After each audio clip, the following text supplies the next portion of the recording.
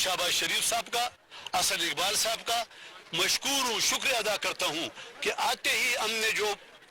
तजावीज़ उनके सामने रखी, मुतालबा किया, मर्ज एरिया के शिकायत की, एक स्टीयरिंग कमेटी बनाई गई जिसका चेयरमैन वज़ीर आज़म है, असद इकबाल उसका डिप्टी चेयरमैन है, गवर्नर उसका मेंबर है और बाकी जो हमारे मुंतखब लोग हैं मर्ज एरिया के,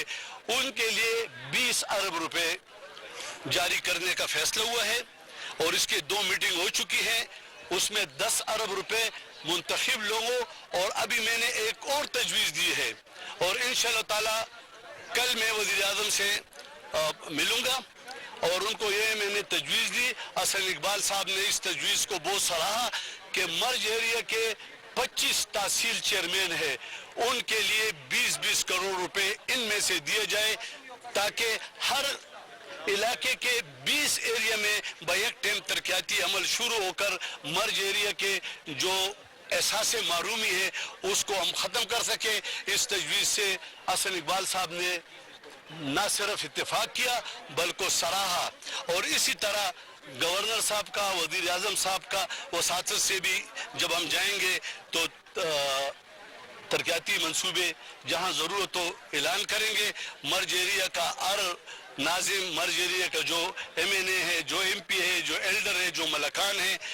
वो भी इलाके की तरक्की चाहते हैं, हम भी चाहते हैं। बाकी इलेक्शन होगा, हर एक की अपनी मर्जी जो करे, हमने तरक्की का रास्ता तय करना है, तरक्की का सफ़र पाए तकमील तक पहुँचाना है। मेरे सूबे के तमाम भाइयों से, बहनों से, आवाम से, मर्ज एरिया के आवाम से और ख़ासकर पेशावर के आवाम को ये यकीन दिलाता हूँ कि इंशाअल्लाह ताला जिस तरह पिछले 6 महीनों में गवर्नर हाउस के दरवाजे पूरे सूबे के लिए खोल दिए गए हैं, आम और ख़ास के लिए, आपको कोई एक फर्द भी नहीं कह सकता कि मैंने कहा है और हमें इजाज़त नहीं है। इजाज़त भी लोग कहते हैं मैं गेट पे खड़ा हूँ, मैं कहता हूँ अंदर, इसलिए कि ये इनका घर है, हम इसमें बैठे हैं उनके मुश्किलात हल करने के लिए। इंशाअल्लाह ताला